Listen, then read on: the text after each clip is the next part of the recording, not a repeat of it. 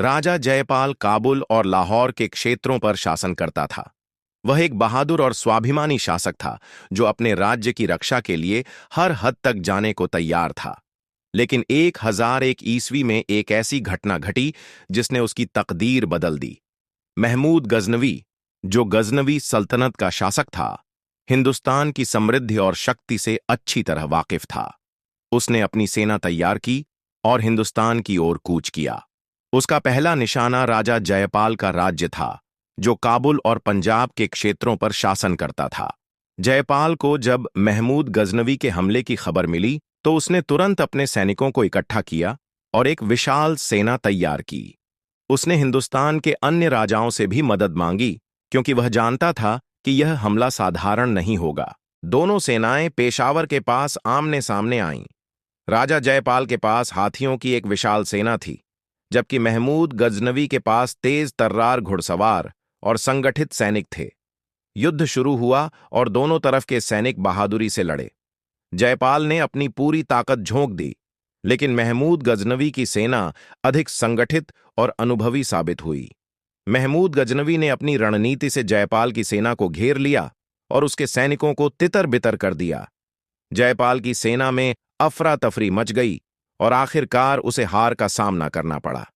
महमूद गजनवी ने जयपाल को बंदी बना लिया और उसे कैद कर लिया। महमूद गजनवी ने जयपाल पर रहम करते हुए उसे इस शर्त पर रिहा कर दिया कि वह फिरौती अदा करेगा। लेकिन जयपाल के लिए यह हार असहनीय थी। वह एक सम्मानित राजा था और अपनी प्रजा के सामने अपमानित होना नहीं चाहता था। जब वह अपने राज्य वापस पहुंचा तो उसने अपनी प्रजा से क्षमा मांगी और ऐलान किया कि वह इस हार के बाद अब और शासन नहीं कर सकता। जयपाल ने अपना ताज अपने पुत्र आनंदपाल को सौंप दिया और खुद को एक विशाल अग्निकुंड में झोंककर आत्मदाह कर लिया। वह अपने अपमान और हार को सहन नहीं कर सका और उसने सम्मान के साथ मरना पसंद किया। जयपाल के बाद उसका पुत्र आनंदपाल गद्दी पर बैठा। उसने अपने पिता की हार का बदला लेने के लिए हिंदुस्तान के अन्य राजाओं से मदद ली और एक बार फिर महमूद गजनवी का सामना करने के लिए तैयार हो गया। 1008 ईस्वी में महमूद गजनवी ने दोबारा हिंदुस्तान पर हमला किया। आनंदपाल ने अपनी सेना को तैयार किया और इस बार हिंदुस्तान के अन्य हिंदू राजाओं को भी अपने साथ मिला लिया। उसने एक बड़ी सेना इकट्ठा की और महमूद गजनवी के खिलाफ मैदान में उतरा। दोनों सेनाएं सिंधु नदी के पास आमने सामने आईं। आनंदपाल की सेना में हजारों हाथी और सैनिक थे, जबकि महमूद गजनवी के पास कम सैनिक थे, लेकिन वे युद्ध कला में अधिक निपुण थे। युद्ध के दौरान एक अजीब घटना घटी। आनंदपाल का हाथी अचानक बेकाबू हो गया और पीछे भागने लगा। यह देखकर उसके सैनिकों में दहशत फैल गई और वे समझने लगे कि शायद आनंदपाल खुद युद्ध से भाग रहा है। यह देखकर महमूद गजनवी की सेना ने हमला तेज कर दिया और आनंदपाल की सेना में भगदड़ मच गई। महमूद गजनवी ने इस मौके का पूरा फायदा उठाया और एक बार फिर हिंदू राजाओं को हरा दिया। आनंदपाल हारकर भाग गया और महमूद गजनवी ने पंजाब पर कब्जा कर लिया।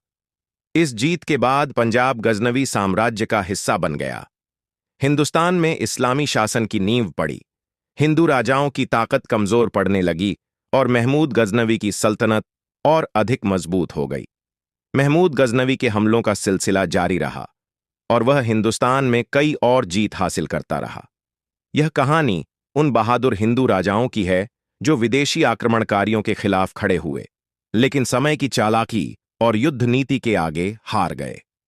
राजा जयपाल और आनंदपाल ने अपनी सल्तनत बचाने की पूरी कोशिश की, लेकिन महमूद गजनवी की ताकत और युद्ध कौशल के सामने वे सफल नहीं